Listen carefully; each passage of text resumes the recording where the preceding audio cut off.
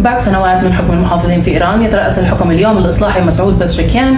تفاصيل أكثر عن هالموضوع رح تعرفون مني أنا ديالت كيدك. بعد ما حصد مسعود بزشكيان بالانتخابات الرئاسية على أكثر من 16 مليون صوت، ما يعني نسبة 54% تقريبا من أصوات الناخبين، ليصبح الرئيس التاسع لإيران.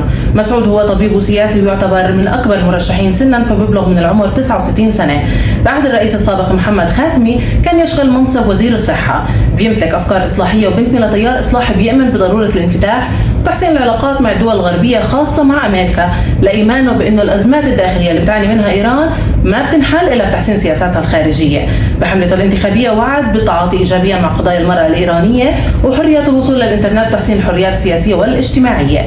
بأول تصريح له بعد إعلان فوزه بالانتخابات قال أنه سيمد يده للصداقة مع الجميع، لكن على الرغم من الوعود الكثيرة والكبيرة من بزشكيان للتغيير والإصلاح، إلا أنه صلاحيات رئيس الدولة بإيران بتكون محدودة. المسؤولية تقع كلها على عاتق المرشد الأعلى آية الله الخامنئي.